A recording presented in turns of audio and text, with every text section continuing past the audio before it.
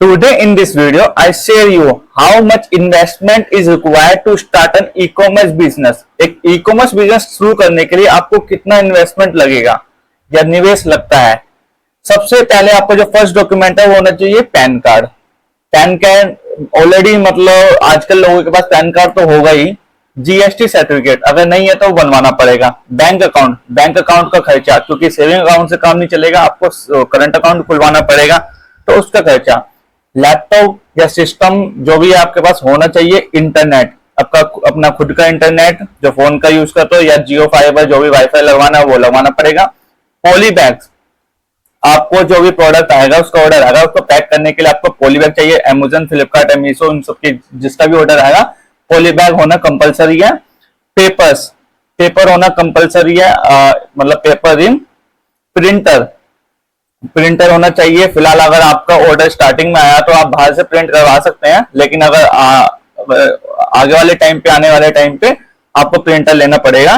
Electricity bill, बिजली का bill, अगर मतलब घर से भी स्टार्ट कर रहे हो तो मतलब बिजली का बिल तो लगेगा, उसको भी काउंट करा जाएगा इन्वेस्टमेंट के तौर पे। रेंट, अगर आप अपने खुद के घर से स्टार्ट कर रहे हो तो रेंट नहीं लगेगा फिलहाल। अगर आप ऑफिस यूज कर रहे हो तो उसका रेंट लगेगा। इन्वेंटरी, आप कोई भी फॉर एग्जांपल टी शर्ट या कुछ भी आप सेल कर रहे हो तो आपको कुछ आइटम इन्वेंटरी रखना पड़ेगा अपने पास स्टॉक में।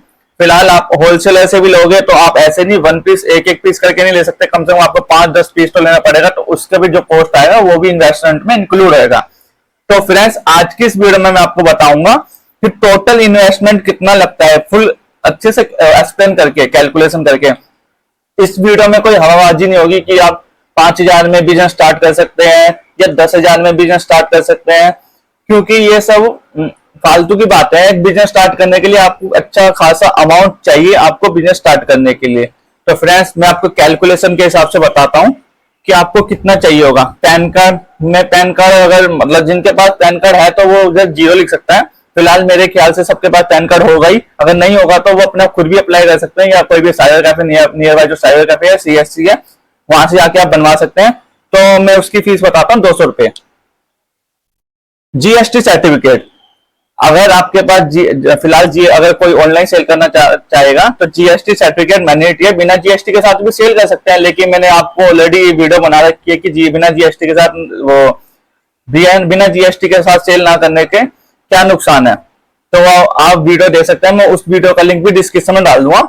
जीएसटी सर्टिफिकेट बनवा सकते हैं, आप खुद भी जीएसटी के लिए अप्लाई कर सकते हैं, लेकिन मेरी सजेशन ये होगी कि आप एक प्रोफेशनल जो जीएसटी अकाउंटेंट होगा उससे बनवाइए, जो चार्टेड अकाउंटेंट होगा उससे बनवाइए। वो उनकी जो फीस होगी, मैं मान के चलता हूँ 2,000 से 3,000, मैं मैक्सिमम ले जा रहा हूँ 3,000 रुपए। 3,000 रुपए उनकी फीस होगी जीएसटी के लिए। और ये खुद अप्लाई ना करिए जीएसटी सर्टिफिकेट, ये किसी से बनवाइए जो प्रोफेशनल हो उस चीज का।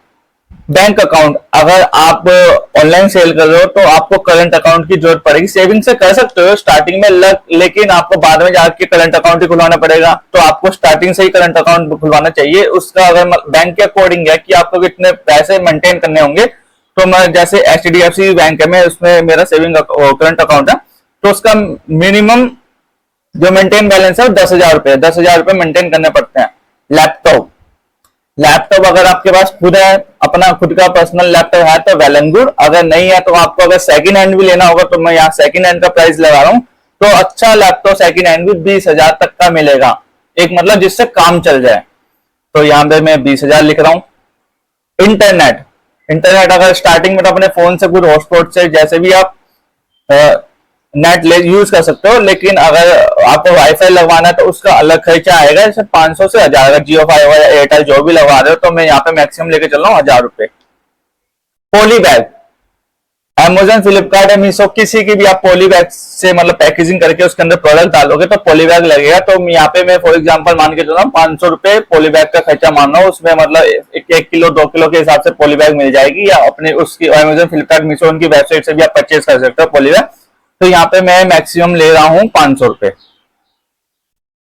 पेपर दिन चाहिए। अगर आप मतलब स्टार्टिंग में तो खैर अपने ऑर्डर आएगा तो बाहर से प्रिंट आउट करवा सकते हो, लेकिन अगर आपको पेपर भी चाहिए तो ये फिर पेपर रिम 250 रुपए का एक रिम आ जाएगा।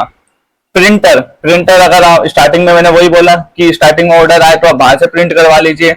लेकिन आपको आगे चल के प्रिंटर भी लेना पड़ेगा। एक अच्छा प्रिंटर लेने के लिए आपको कम से कम 10,000 रुपए इन्वेस्ट करने पड़ेंगे।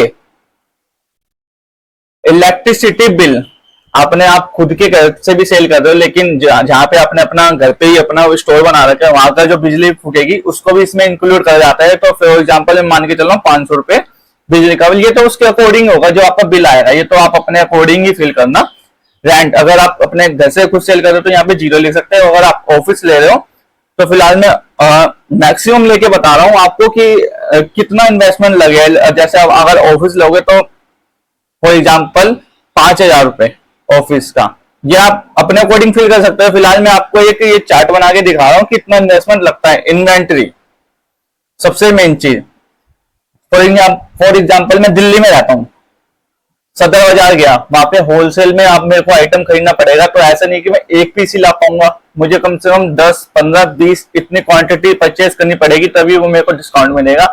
उनको ये बोल सकते हैं, या मतलब आप इंडिया में आते हैं, इंडिया मार्ट से आप जो भी होलसेलर को कांटेक्ट कर लीजिए, सप्लायर को, वहां से बोल दीजिए कि मैं अपना ऑनलाइन बिजनेस स्टार्ट कर रहा हूँ, फिलहाल के लिए मुझे अभी कुछ 10-15 आइटम ही चाहिए, 10-15 आइटम क्वांटिटी चाहिए मतलब, तो वो दे देंगे।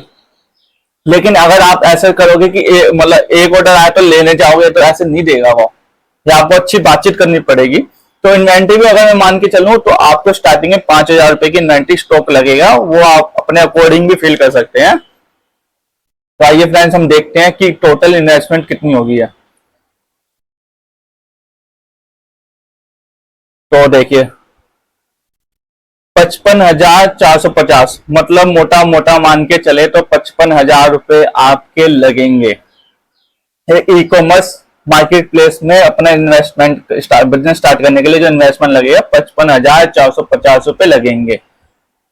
तो फ्रेंड्स जो कहते हैं कि 5,000 में बिजनेस स्टार्ट कर लीजिए, 10,000 में बिजनेस स्टार्ट कर लीजिए, तो कैसे कर लीजिए? अगर हाँ मतलब आपके लैपटॉप है, प्रिंटर है, या जीएसटी सर्टिफिकेट बनवा रखा है, या मतलब बैंक अकाउंट है, तो आप कर सकते हैं फिलहाल। लेकिन आप 5,000 में कैसे कर सकते हैं, ये आप अपने अकॉर्डिंग फील कर सकते हैं कि मतलब अगर आपके पास लैपटॉप है तो 0 कर दीजिए, तो मान के चलिए इतना इन्वेस्टमेंट तो लगेगा। और ये तो मैं अगर बात कर रहा हूँ ई कॉमर्स मार्केट प्लेस की बात कर रहा हूँ। अगर आप अपनी खुद की वेबसाइट से सेल करना चाहेंगे तो उसका अलग खर्चा है, ट्रेडमार्क सर्टिफिकेट लगेगा आपको, जो वेबसाइट अपन मतलब खुद भी बनवाओगे तो होस्टिंग, वर्डप्रेस, जो भी मतलब खर्चा लगता है डोमेन वगैरह का परचेस करने का, तो आपको इतना सारा खर्चा करना पड़ेगा।